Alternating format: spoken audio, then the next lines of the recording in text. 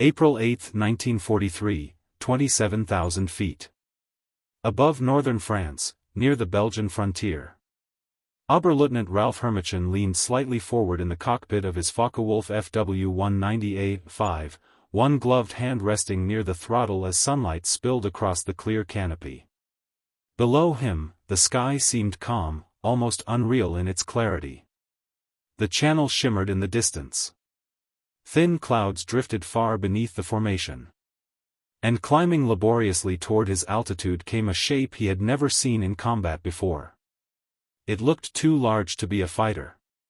Too round. Too heavy. Too slow. Hermichen narrowed his eyes behind the oxygen mask and watched the unfamiliar American aircraft pushing upward in tight formation. Their broad fuselages looked swollen, almost ridiculous against the elegance of European fighters. Their propellers were enormous. Their canopies sat high over thick bodies that seemed built more like armored machines than aircraft. He could not help himself. Over the radio, with the casual contempt of a veteran who had fought through France, the Channel, and the long war in the West, he mocked the sight to his wingman. The Americans have sent us flying milk bottles. Above them, German pilots laughed. They had reason to. The Luftwaffe in early 1943 still considered itself the master of European air combat. Its fighter arm had been forged in nearly 4 years of uninterrupted war. The men in these cockpits were not trainees. They were survivors of Poland, France, Britain, and Russia. They had fought Spitfires, Hurricanes, Yaks, Lags, and P-40s. They knew what a dangerous fighter looked like. This was not it. Below them, the newcomers from the 4th Fighter Group struggled upward in their first real encounters over occupied Europe. There were 16 Republic P-47C Thunderbolts in the formation, each powered by a 2,000 horsepower Pratt & Whitney R-2800 Double Wasp, each weighing roughly 7 tons, each carrying more metal, more armor, and more machinery than any fighter the Germans considered normal.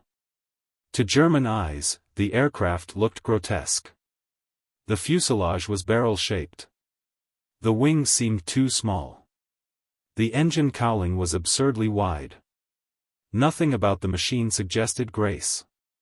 And yet, in that moment, what Hermichen and the other German pilots could not know was that they were looking at one of the most important turning points in the air war over Europe. Because those clumsy silhouettes rising through the spring sky were not the beginning of an American failure. They were the beginning of the Luftwaffe's destruction.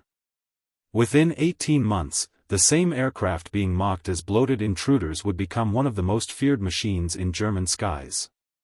Its shape would become familiar over France, Belgium, Holland, and deep inside the Reich. Its engine note would announce danger long before it appeared. And its 8.50 caliber Browning machine guns would turn brief firing passes into moments of mechanical annihilation. The mathematics of that destruction were already built into the aircraft. Each Thunderbolt carried 3,400 rounds of ammunition. 8 guns could produce a combined torrent of fire approaching 6,000 rounds per minute. At the right range, with proper convergence, that meant a fighter-sized target could be ripped apart in less than 2 seconds. Not crippled. Not merely damaged. Destroyed. But on April 8, 1943, none of that had yet fully revealed itself. The American pilots climbing toward combat were still novices in the European air war.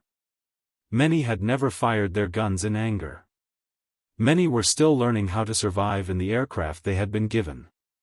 Some had arrived from Spitfires, others directly from American training fields, and almost all were entering a battlefield where the enemy possessed more combat experience, sharper instincts, and greater confidence. Among the Americans that morning was Major Donald Blakesley, one of the few men who already understood that the P-47 would never win by fighting like a Spitfire or a Messerschmitt. That was the first great misunderstanding. The Thunderbolt had not been built to dance. It had not been built to charm pilots with elegance. It had not been built to win turning contests in the old European style. It had been built according to a different logic. American logic. It was a fighter designed around power, altitude, structural strength, and fire concentration. Where German engineers pursued refinement and agility, Republic aviation had delivered mass and survivability. Where the Luftwaffe valued precision and tactical finesse, the Thunderbolt promised something else entirely, a machine that could climb into the high-altitude war, absorb punishment that would destroy lighter aircraft, and return fire with industrial violence. In the coming months, German fighter pilots would discover all of this piece by piece.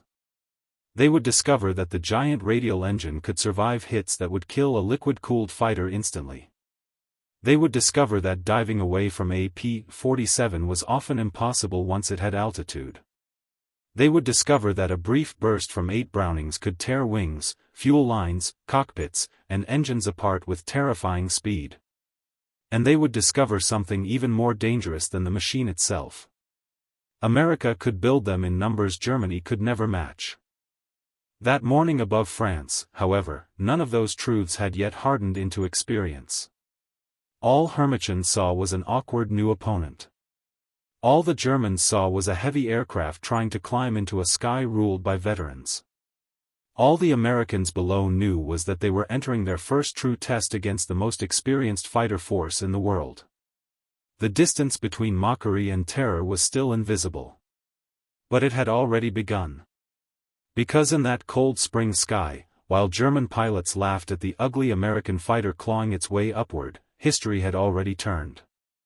The Luftwaffe thought it was watching the arrival of a target. It was actually watching the arrival of the weapon that would help break its back.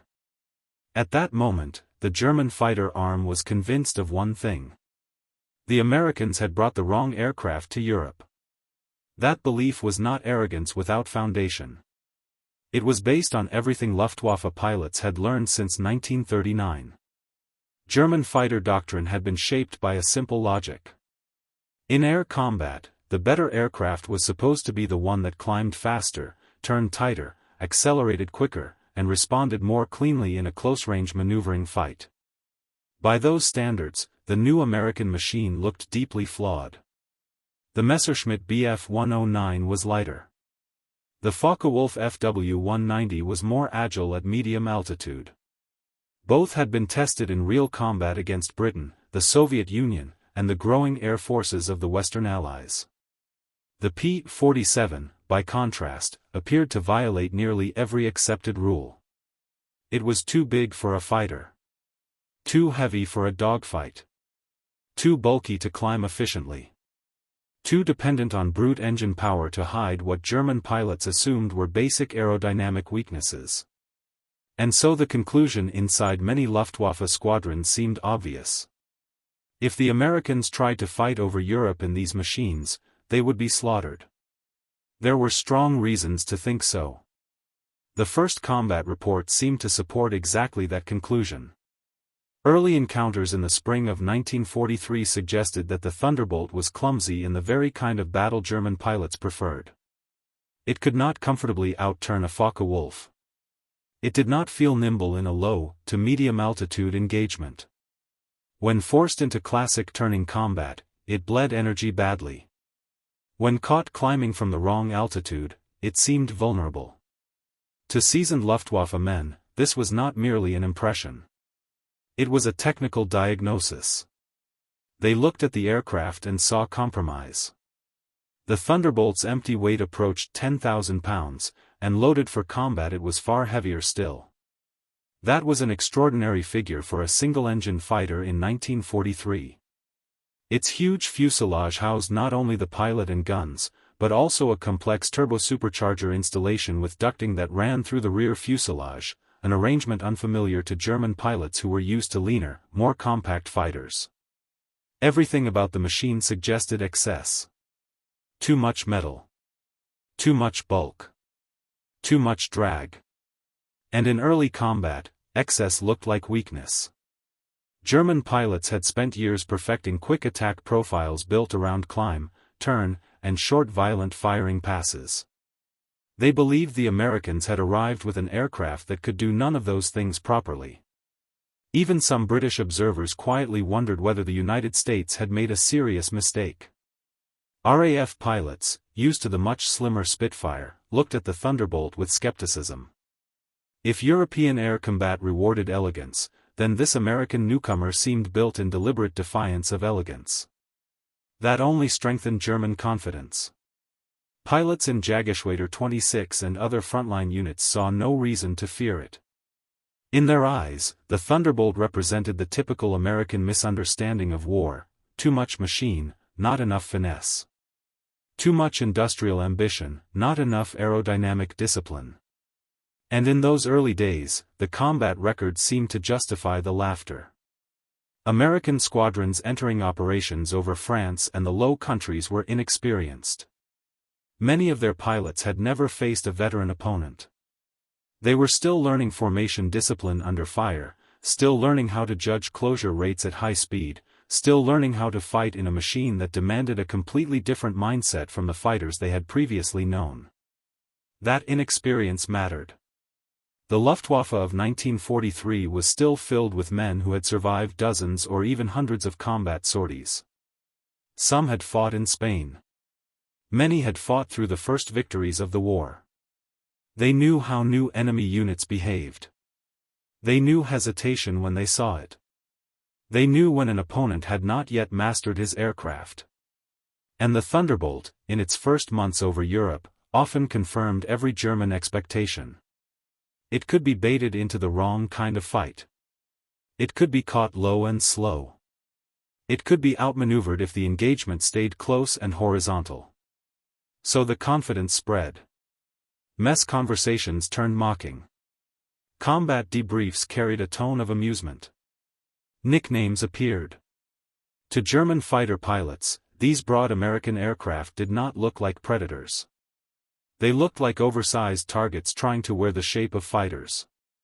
But there was a flaw in the German judgment. They were measuring the P-47 by the rules of the old air war. They assumed the Americans would have to adapt themselves to European combat tradition. They assumed all fighters ultimately had to play the same game: turn, climb, circle, outmaneuver, and win through finesse. That was the mistake. Because the Thunderbolt was not a failed version of a European fighter. It was an entirely different answer to the problem of air warfare. And the Americans, slowly, painfully, often through losses, were beginning to understand that. The men who survived their first encounters realized that trying to fight the Luftwaffe on German terms would get them killed. The P-47 would never be a Spitfire. It would never behave like a Bf-109. It would never become light, graceful, or economical in motion. But it did not need to. Its real strengths were still hidden beneath those awkward first impressions. At altitude, it had power that most German fighters could not match. In a dive, it could become almost untouchable. Its radial engine could survive battle damage that would instantly destroy a liquid-cooled opponent. Its structure was astonishingly strong. And most importantly, when all 8 Browning machine guns struck together, the result was not elegant air combat. It was mechanical destruction. The Luftwaffe had not yet learned that lesson in full. On April 8, 1943, and in the weeks immediately after, German confidence remained intact because the first stage of the story still belonged to appearance. They saw size and interpreted weakness. They saw weight and assumed clumsiness. They saw American inexperience and mistook it for permanent inferiority. And for a brief moment, that confidence felt completely rational. The veterans of the Luftwaffe believed they understood the machine rising to meet them. They did not. Because what looked like an ungainly intruder in the spring of 1943 would soon become something far more dangerous than a superior dogfighter.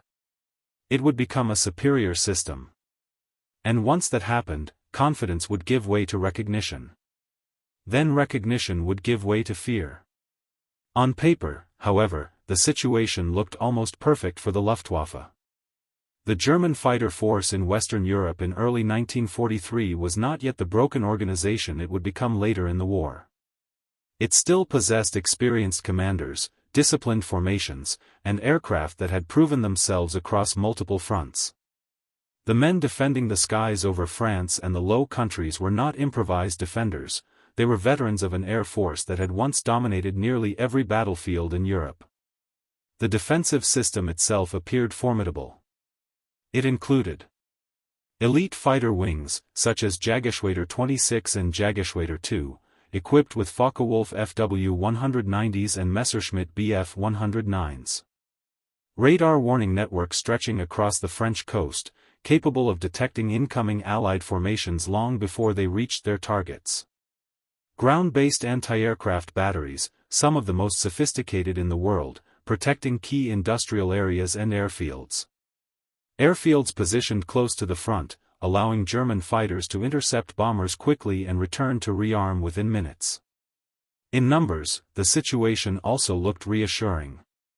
Across Western Europe in 1943, the Luftwaffe maintained hundreds of operational fighters, supported by experienced maintenance crews and commanders who had already spent years refining tactics against British bomber formations.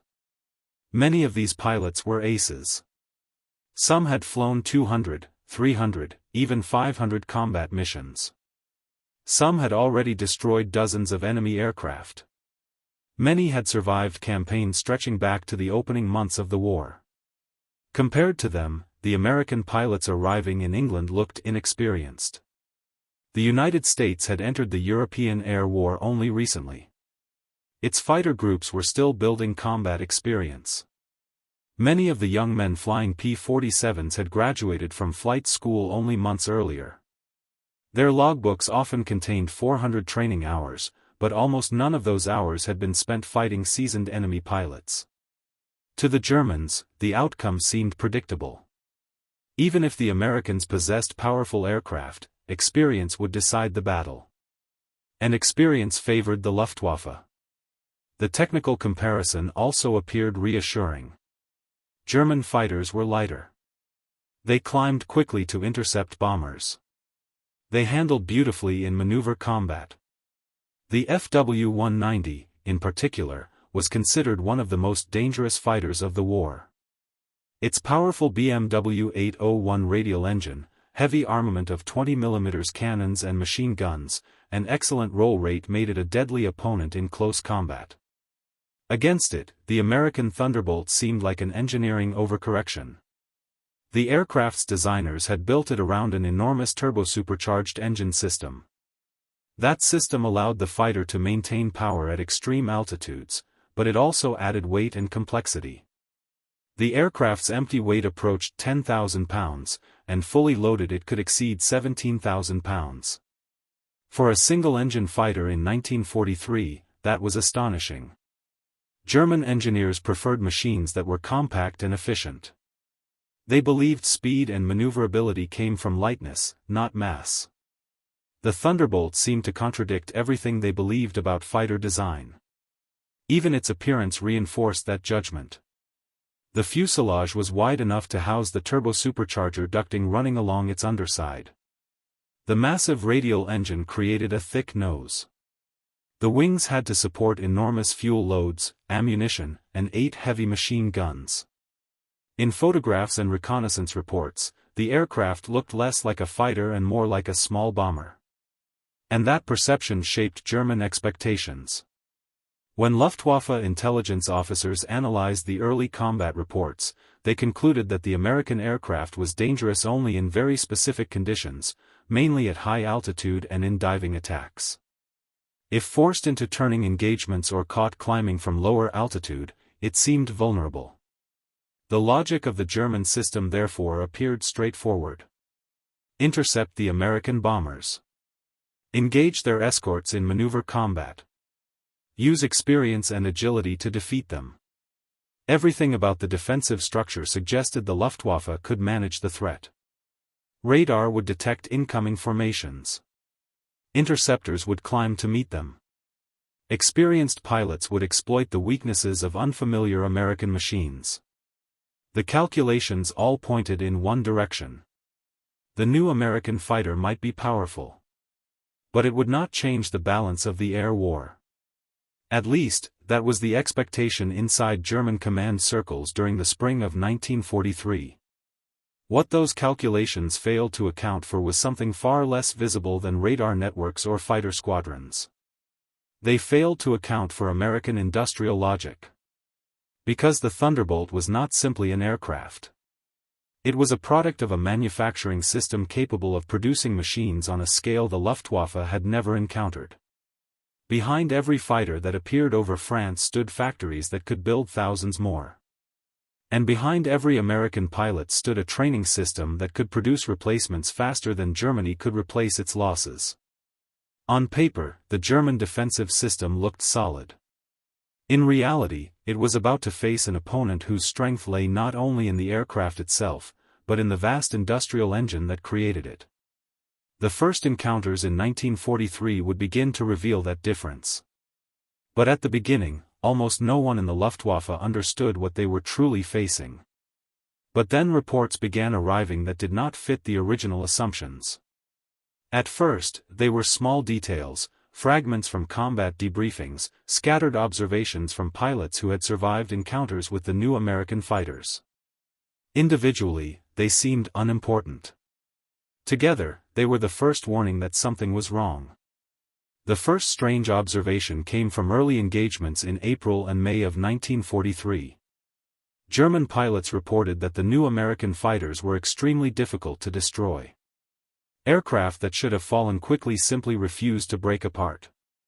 In several encounters, German pilots observed Thunderbolts absorbing repeated hits from 20mm cannon shells, damage that would normally tear a fighter apart in seconds. Instead, the American aircraft kept flying. One report described a Thunderbolt returning to England with more than 20 cannon holes and over 100 machine gun impacts across its wings and fuselage. For Luftwaffe pilots used to fighting fragile aircraft with liquid-cooled engines, this was unusual. The second warning came from the engine itself. Most European fighters relied on liquid-cooled engines. The Messerschmitt Bf 109 and Spitfire both depended on radiators and coolant systems that were vulnerable to damage. A single well-placed bullet could puncture the cooling system and destroy the engine within minutes. The Thunderbolt was different. Its Pratt & Whitney R-2800 radial engine required no coolant system at all.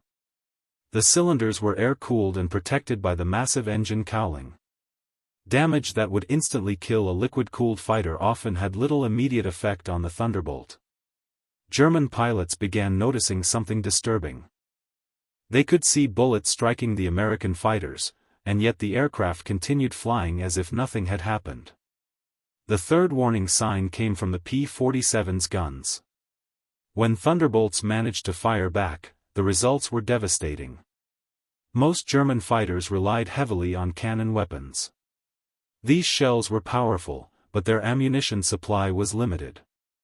A typical 20mm cannon carried between 120 and 200 rounds. Pilots had to fire carefully and conserve ammunition. The Thunderbolt used a completely different approach. Instead of a few large cannon shells, it carried 8.50 caliber Browning machine guns with 425 rounds per gun. That meant 3,400 rounds available in a single aircraft. German pilots began reporting a phenomenon they had rarely experienced before: sustained fire. A Thunderbolt could hold the trigger down for long bursts that seemed endless in the middle of combat. Instead of short explosive hits, the American fighter created a continuous stream of heavy bullets. And when that stream struck an aircraft, the results were catastrophic. Still, even these reports did not immediately change German thinking. Individual pilots sometimes exaggerated enemy capabilities. Combat damage reports were often confusing. Commanders assumed the new aircraft simply required different tactics to defeat. But then one encounter began circulating among both air forces. It happened on June 26, 1943, high above France. And it involved a young American pilot named Robert S. Johnson. Johnson was flying near the rear of a formation of 48 Thunderbolts returning from escort duty. As the group turned toward the English Channel, German fighters from Jägerschwader 26 attacked from above, diving out of the sun with perfect timing. Johnson's aircraft was caught in the worst possible position. Within seconds, cannon shells struck the Thunderbolt. Explosions ripped through the fuselage. The canopy shattered. Hydraulic fluid sprayed across the cockpit. Pieces of the engine cowling tore away. Johnson himself was wounded by shrapnel. The aircraft began burning. When he attempted to bail out, he discovered something terrifying. The canopy would not open. A cannon shell had exploded in the canopy track, jamming it shut. Johnson was trapped inside a damaged aircraft at 27,000 feet, surrounded by smoke and fire. What happened next shocked everyone who later studied the incident. Despite catastrophic damage, the Thunderbolt continued flying. Johnson could barely see through the oil covering the windshield. The engine shook violently. The controls responded only partially. But somehow the aircraft remained in the air. He managed to level the aircraft and point it toward the English Channel. Then the situation became even worse. A German Focke-Wulf 190 spotted the crippled fighter struggling toward England. The German pilot moved into position behind Johnson's aircraft and opened fire. Cannon shells struck again. The Thunderbolt shook violently. Still it did not fall. The German pilot repositioned and fired again. More hits. More damage. Still the aircraft flew. Finally, the German fighter pulled alongside the shattered American plane. Johnson could see the German pilot clearly through the broken canopy, a young man staring at the impossible sight of an aircraft that refused to die. After firing the last of his ammunition, the German pilot simply shook his head in disbelief. Then he saluted. And turned away. Johnson eventually managed to reach the English coast. His Thunderbolt landed with the engine failing as it rolled down the runway. When ground crews inspected the aircraft, they stopped counting bullet holes after reaching 200. The aircraft's internal structure had been nearly destroyed. 3 of the main structural beams of the fuselage had been shot through. Control cables were partially severed. 1 cannon shell had exploded only inches from Johnson's head. And yet the aircraft had brought him home. The story spread quickly. American engineers studying the wreckage realized they had underestimated their own design. German intelligence officers reading combat reports from JG-26 initially refused to believe the story. No fighter should have survived that kind of damage. But multiple witnesses confirmed it. The Thunderbolt had done something unexpected. It had absorbed everything a Focke-Wulf 190 could deliver. And it had kept flying. For the first time, German commanders began to suspect that the strange American fighter might possess strengths they had not fully understood. The laughter in the briefing rooms did not disappear overnight. But the first doubts had appeared. But the true shock came when German pilots began encountering the Thunderbolt not as a curiosity, but as a system of overwhelming firepower. What they saw next did not fit their understanding of aerial combat. Not dozens. Not scattered fighters. But entire formations of heavy American aircraft operating with a level of coordination and firepower the Luftwaffe had never faced before. The first moment when this became unmistakably clear occurred during one of the most ambitious Allied air operations of 1943. August 17, 1943, the dual bombing missions against Schweinfurt and Regensburg. The United States Army Air Forces launched one of the deepest daylight penetrations yet attempted into the German Reich.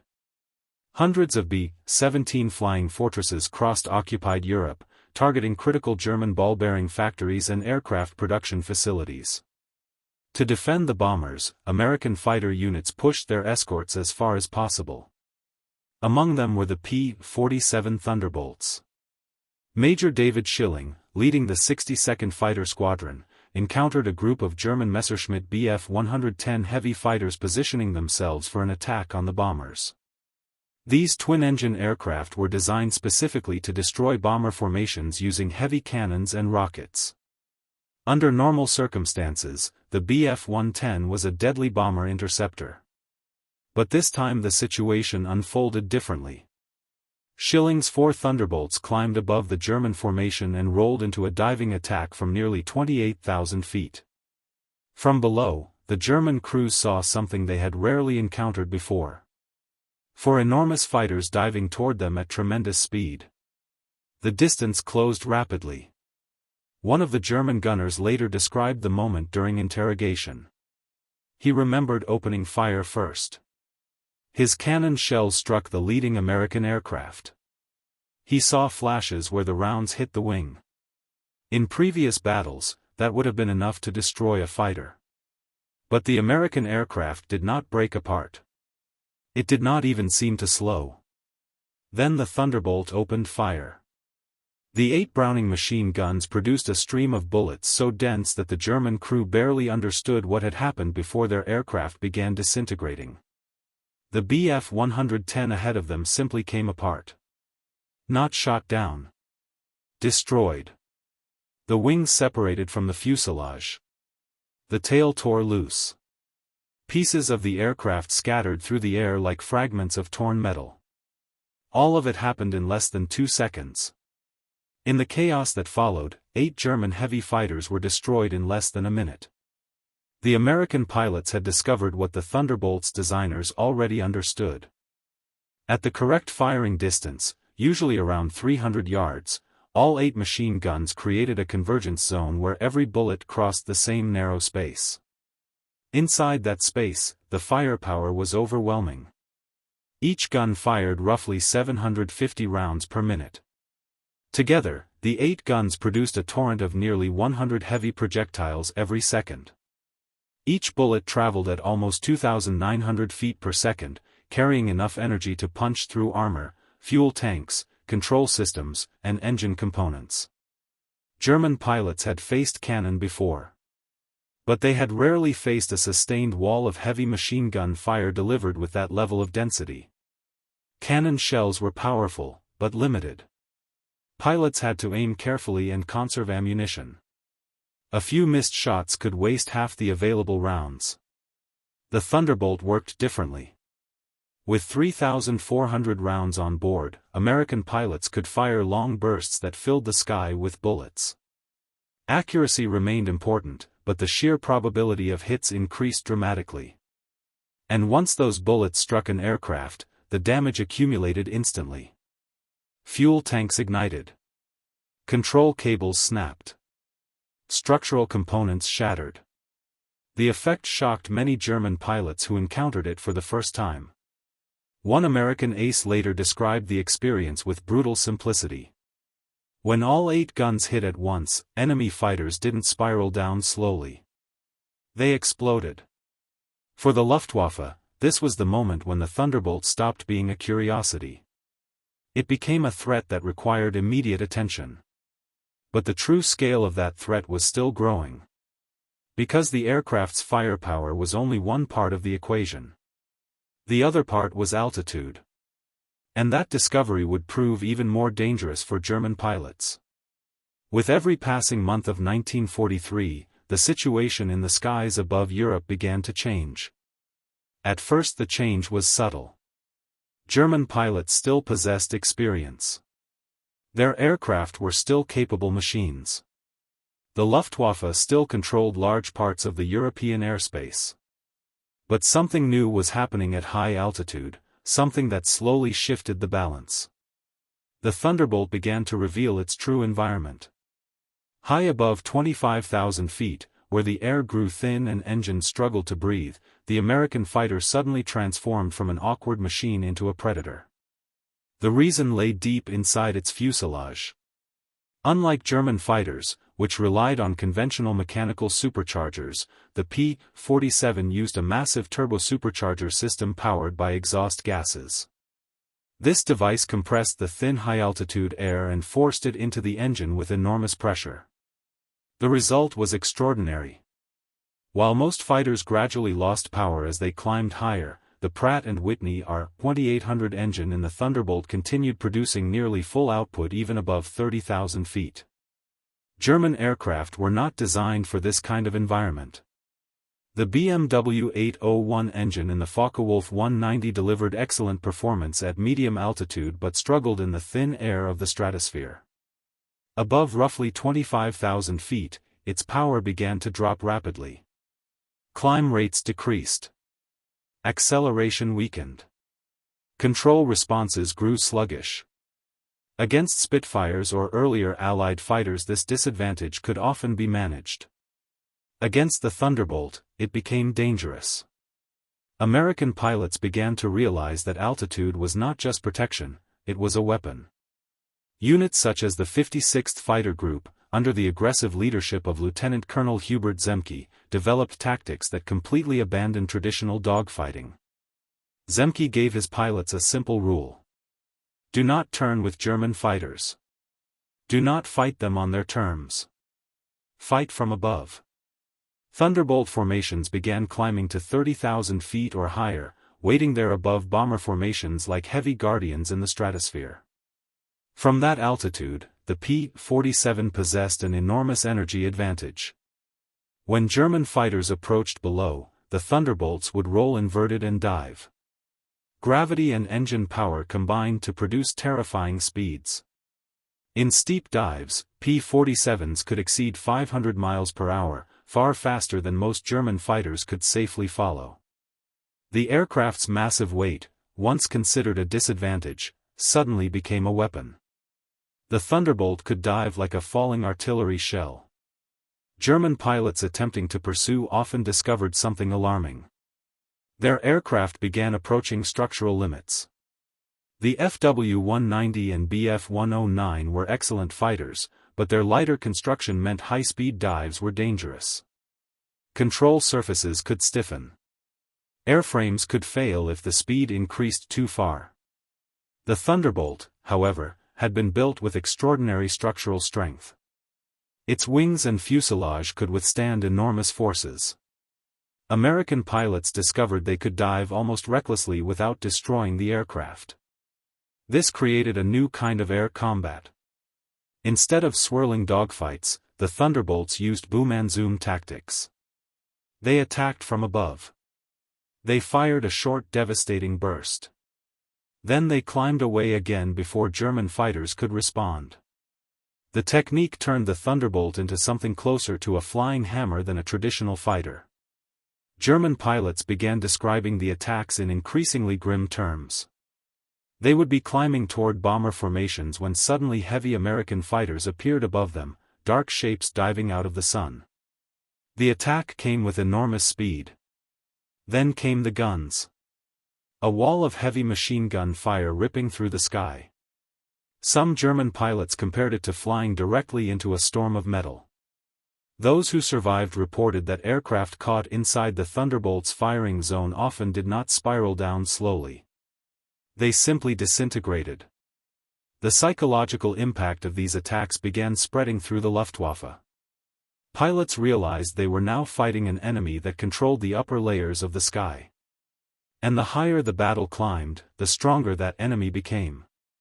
One encounter illustrated the danger with brutal clarity.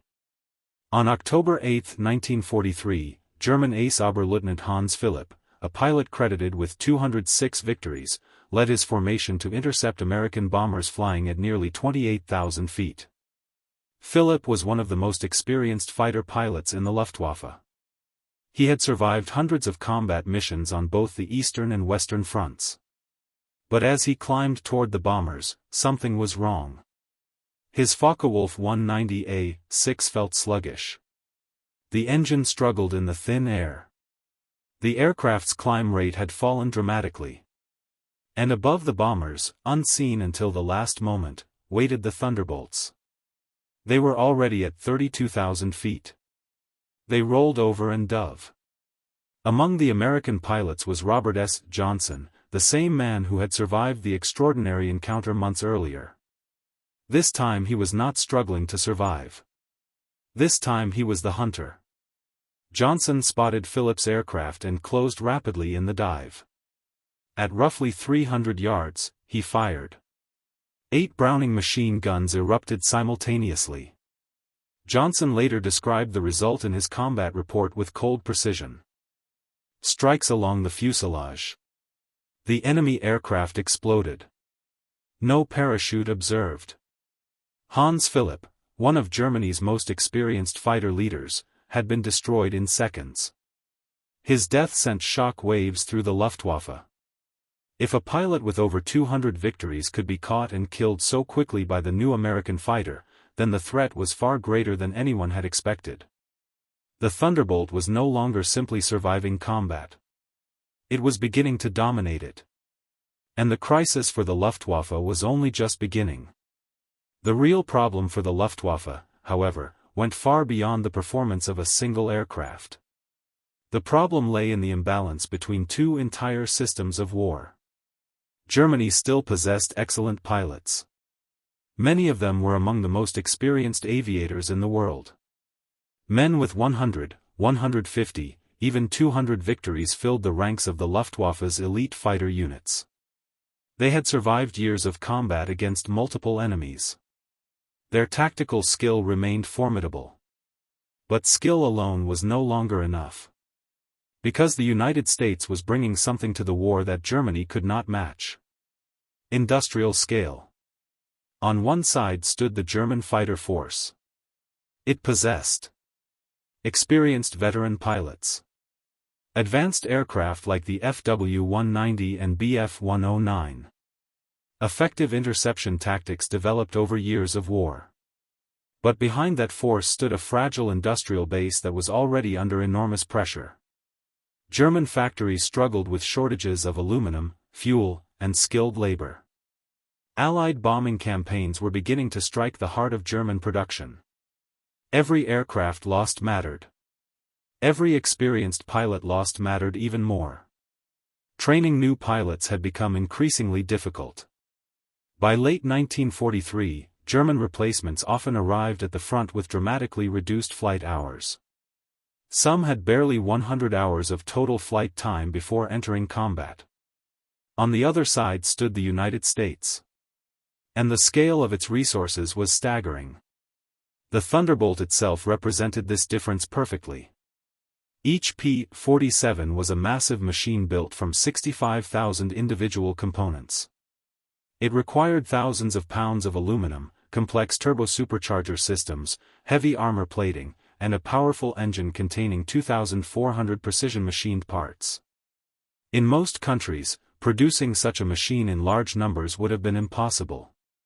In the United States, it became routine. Factories at Farmingdale, New York, and Evansville, Indiana, began producing Thunderbolts in enormous quantities. Assembly lines ran day and night. By the peak of production, a new P-47 was leaving the factory every hour. By the end of the war, American industry would produce 15,683 Thunderbolts.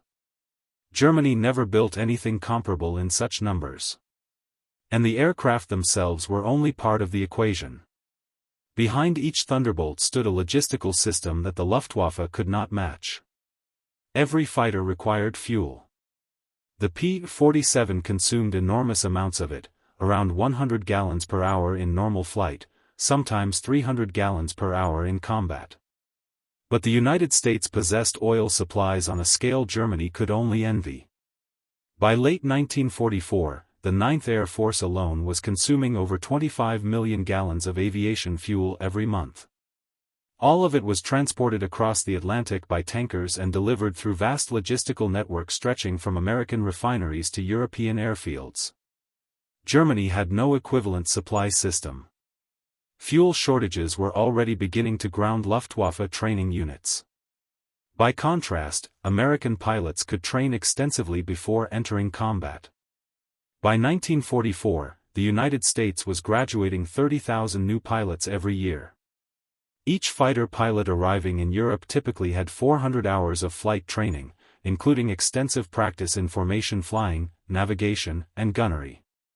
German replacements often arrived with less than 100 hours total flight time. The difference became painfully obvious in combat.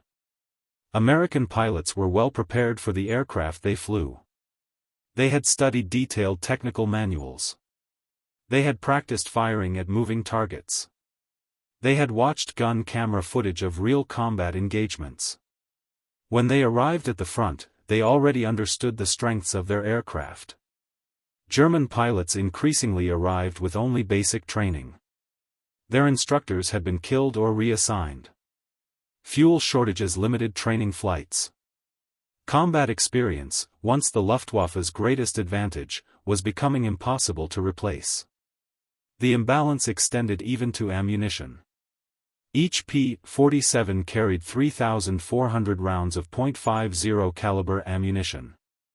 With hundreds of Thunderbolts flying daily missions, American forces consumed millions of rounds every month. Factories such as the Lake City Arsenal produced ammunition on a staggering scale, tens of millions of cartridges every month, manufactured to extremely precise tolerances to ensure reliability. German industry struggled to match this output. Shortages of raw materials and bombing damage steadily reduced production. The contrast between the two systems became impossible to ignore. German pilots still possessed courage. They still possessed skill. But they were now fighting an opponent that could replace aircraft, pilots, fuel, and ammunition faster than losses could destroy them. One German ace summarized the situation bluntly. Germany might destroy 10 American aircraft. But within days, 20 more would appear. The Thunderbolt therefore represented something larger than a single fighter. It represented the arrival of an industrial war that Germany was no longer capable of winning. And once that realization spread through the Luftwaffe, the psychological balance of the air war began to shift. The laughter that had greeted the P-47 in early 1943 was disappearing. In its place came something far more dangerous. Recognition. And slowly, among the pilots who had to face it in the sky, recognition turned into fear. For many German pilots, the realization came slowly. Not in a single battle. Not in a single report. But in the accumulation of encounters that kept ending the same way. At first it was confusion. Veteran pilots noticed that engagements with Thunderbolts were becoming increasingly dangerous. Aircraft that once seemed easy to outmaneuver now appeared above German formations with a frightening advantage in speed and altitude. Then it became something worse. The Thunderbolt began following German fighters higher and higher into the sky. This was unexpected. Earlier versions of the aircraft had struggled with climb performance, but by early 1944 a new variant began appearing over Europe. The P-47D equipped with the Hamilton standard paddle blade propeller. The change looked small. But its effect was enormous. The new 13-foot paddle blade propeller gripped the air far more efficiently than the earlier narrow blades. Climb performance improved dramatically. Where early Thunderbolts struggled to climb at 2,200 feet per minute, the improved versions could now reach 3,000 feet per minute or more. Suddenly the heavy American fighter was no longer slow to reach altitude. It could climb with German fighters. And once it reached altitude, it still possessed its terrifying advantages in dive speed, durability, and firepower. German pilots began encountering Thunderbolts that behaved very differently from the machines they had mocked the previous year. One of those encounters was recorded in the diary of Hauptmann Heinz Nock, a veteran pilot of Jagdgeschwader 11. In February 1944, his unit intercepted American bombers near Hanover. Nock expected the usual engagement. German fighters would climb to attack the bombers while the escorts tried to interfere. But the moment his formation approached the bombers, the escorts reacted. The Thunderbolts turned toward the German fighters. And instead of diving away or struggling to climb, they climbed with them. Nock described the moment with growing alarm. The American fighters followed the German formation upward toward 30,000 feet, something earlier Thunderbolts had rarely attempted. One German aircraft, piloted by a man named Schmidt, was caught during the climb. The Thunderbolt firing pass lasted only seconds. When the guns stopped firing, there was almost nothing left of Schmidt's aircraft. Nock wrote in his diary, "These are not the same machines we laughed at last year." Other pilots began noticing the same change. The Thunderbolt was no longer just a high-altitude escort fighter. It was becoming something far more dangerous. Its sound itself became recognizable. The massive paddle blade propeller produced a deep mechanical roar when operating at full power. German ground troops began hearing that sound before the aircraft even appeared. The noise was described as a rolling thunder. Many soldiers began calling the aircraft Donnerschlag, thunderclap. For the men on the ground, that sound meant only one thing. American fighter bombers were coming. And once the Thunderbolts arrived, survival meant finding cover immediately. But the moment of realization reached its peak during the massive air battles of 1944. By this time the Thunderbolt had gained external fuel tanks that extended its operational range to over 1,000 miles. It could escort bombers deep into German territory, something earlier fighters had struggled to achieve. German fighter pilots attempting to reach the bombers now had to pass through layers of escort fighters. At every altitude, Thunderbolts waited. Below them, bombers. Above them, more fighters. One of Germany's most successful aces, General Gunther Rall, later described what happened when German formations encountered these escort screens. The pilots saw the American fighters first as dark shapes above them. Large silhouettes against the sun. At first, some still laughed. They still remembered the clumsy aircraft from 1943. But that laughter ended very quickly. Rall described the moment when the Thunderbolts dove. They came down like an avalanche. The speed of the attack made reaction almost impossible. German fighters attempting to evade found themselves facing streams of heavy machine gun fire that seemed to last forever. In the first few seconds of one encounter, 3 German fighters were destroyed instantly. Not damaged. Not forced down. Destroyed. Rall later explained the difference between German and American weapons. German guns fired powerful bursts. The Thunderbolt did something else. Its guns poured out continuous streams of bullets. Flying into that stream meant death. The moment German pilots understood this fully was the moment the psychological balance shifted. The P-47 had become more than a fighter. It had become a machine that punished even small mistakes with immediate destruction. And as more Thunderbolts appeared in the sky, hundreds of them, the realization spread across the Luftwaffe. This was not a temporary problem. It was the beginning of a permanent disadvantage. The pilots who had once laughed at the American fighter were now facing it in battles where survival depended on avoiding those 8 guns. And once the Thunderbolt appeared above them, avoiding those guns became increasingly difficult. The moment of realization had arrived. But by then, it was already too late to reverse the balance. By the summer of 1944, the transformation was complete. The aircraft that German pilots had mocked just a year earlier now dominated vast areas of the European sky. Thunderbolts escorted bomber formations deep into the Reich, intercepted German fighters attempting to reach those bombers, and then descended to attack targets on the ground with devastating efficiency. The balance of power had shifted. And the numbers told the story. During the months following the Allied invasion of Normandy on June 6, 1944, the P-47 became one of the most destructive weapons deployed by the Western Allies. Hundreds of Thunderbolts flew daily missions across France, Belgium, and Germany, striking anything that moved in daylight. The Luftwaffe attempted to respond. But by that stage of the war, the situation was already collapsing. Fuel shortages limited training. Experienced pilots had been killed or captured. Airfields were under constant Allied attack. When German fighters attempted to reach the invasion beaches on D-Day, they encountered something they had never faced before. A sky filled with American aircraft. More than 500 Thunderbolts operated over Normandy during the invasion, forming a massive air cover that stretched from sea level to high altitude. German pilots who tried to break through this defensive shield discovered that there was simply no safe altitude left. One Luftwaffe pilot later reported. Thunderbolts were everywhere. You could not climb above them. You could not dive beneath them. Every attempt to approach the beaches ended in disaster. Many German formations were destroyed before they even reached the battlefield. And once Allied forces began advancing across France, the Thunderbolt proved even more devastating in its new role as a fighter-bomber.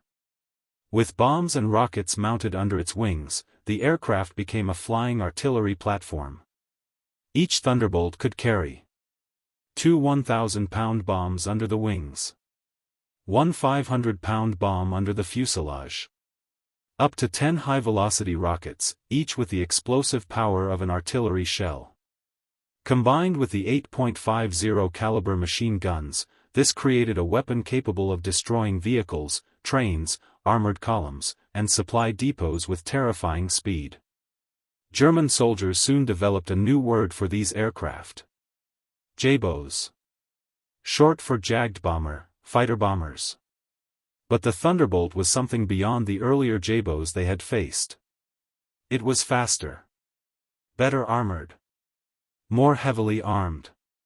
And it appeared everywhere. Columns of trucks moving during daylight were attacked within minutes. Locomotives were hunted along railway lines. Convoys attempting to reinforce the front were destroyed from the air. The statistics from the 9th Air Force illustrate the scale of destruction. In June 1944 alone, Thunderbolt units claimed 651 locomotives destroyed, 3,847 trucks destroyed, 512 tanks and armored vehicles destroyed, 4,553 horse-drawn transport vehicles destroyed. For the German army, the consequences were severe. Movement during daylight became almost impossible. Reinforcements had to travel at night. Supplies arrived late or not at all. Entire divisions struggled to maneuver under constant air attack. The Luftwaffe attempted to intervene, but its ability to challenge Allied air power was collapsing. By 1945, the situation had become desperate. Fuel shortages grounded many German aircraft before they could even take off. Replacement pilots arrived with minimal training. Airfields were damaged or destroyed by bombing. Even when German fighters managed to intercept Allied formations, they faced opponents who were better trained, better supplied, and flying in overwhelming numbers. One young German pilot, Klaus Bretschneider, flew his first and only combat mission in early 1945. He later described the encounter. 4 Thunderbolts appeared above his formation and immediately dove into attack. The speed of the approach left almost no time to react. The lead American pilot opened fire from 500 meters. Bretschneider's aircraft shook violently as heavy bullets tore through the engine and wings. Within seconds, the aircraft was destroyed. He managed to escape by parachute. As he descended, he watched the rest of his formation being destroyed. 6 German fighters were gone in less than a minute. By the final months of the war, such encounters had become routine. The Luftwaffe that once dominated Europe was now fighting a losing battle against overwhelming Allied air power. And the Thunderbolt was one of the aircraft that made that defeat inevitable. Across the war, P-47 units achieved staggering results. In Europe alone they destroyed 3,752 German aircraft in aerial combat, 3,315 aircraft on the ground, 86,000 railway cars, 9,000 locomotives, 6,000 armored vehicles, 68,000 trucks. They flew over 213,000 combat sorties, dropped 120,000 tons of bombs, fired 135 million rounds of ammunition, and launched 60,000 rockets. The aircraft that had once been dismissed as a clumsy curiosity had become one of the most destructive fighters of the war. And by the spring of 1945, the Luftwaffe had effectively ceased to exist as a major fighting force. The story of the P-47 Thunderbolt revealed one simple truth about the Second World War. Wars are not won by a single aircraft. They are won by systems. At the beginning of 1943, German pilots looked at the Thunderbolt and saw only its weaknesses. They saw a fighter that looked too heavy, too slow, and too awkward to survive in the brutal environment of European air combat. They judged it by the standards of the previous war. Agility, elegance, tactical finesse. But the Thunderbolt had been built according to a different philosophy. American engineers did not design it to win graceful dogfights. They designed it to survive damage, deliver enormous firepower, and operate at altitudes where its enemies struggled. They built it around a simple principle. In industrial war, durability and firepower matter more than elegance. And behind the aircraft stood something even more powerful than its 8 machine guns. American industry. By the end of the war, the United States had produced over 15,600 Thunderbolts. At peak production, factories completed a new aircraft every hour. Each machine carried thousands of parts, miles of wiring, tons of metal, and one of the most powerful engines ever installed in a piston fighter. And every time one was lost, another appeared. German pilots quickly understood the meaning of that reality. Even when they won individual battles, the larger equation never changed. Aircraft destroyed in combat were replaced within days. Pilots lost in action were replaced by new graduates trained in vast American flight schools. Germany could not match that. Its factories were bombed. Its fuel reserves were collapsing. Its training system was shrinking. By 1945, the Luftwaffe that had once dominated Europe was largely gone. Fuel shortages grounded many of the remaining aircraft. Experienced pilots had been killed in combat. The few replacements entering the sky often faced American fighters with only a fraction of the training their opponents possessed. The outcome was inevitable. Years after the war, former Luftwaffe commander Adolf Galland explained the lesson clearly. Germany had misunderstood the Thunderbolt from the beginning. They believed the Americans had built an ugly fighter that could not compete with European designs. In reality, the Americans had built a weapon perfectly suited for a war of industry and attrition. A fighter that could take punishment. A fighter that could deliver overwhelming firepower. And a fighter that could be produced in numbers no enemy could match. By the final months of the war, German pilots no longer laughed at the aircraft they had once mocked as flying milk bottles. They recognized it for what it had become. One of the most feared fighters in the skies over Europe. Many German veterans later said that once you heard the sound of its 8 Browning machine guns firing together, you never forgot it. The Americans had a nickname for that sound. They called it Roosevelt's piano. A mechanical roar of synchronized gunfire. Precise. Relentless. Unstoppable. The Thunderbolt did not defeat the Luftwaffe alone. But it represented the force that made that defeat unavoidable. A combination of industrial power, relentless production, trained pilots, and machines built not for elegance, but for destruction. In April 1943, German pilots laughed when they saw the massive American fighter climbing slowly toward them over France. By May 1945, there were almost no German fighter pilots left to laugh. The thunder had spoken. And the sky belonged to America.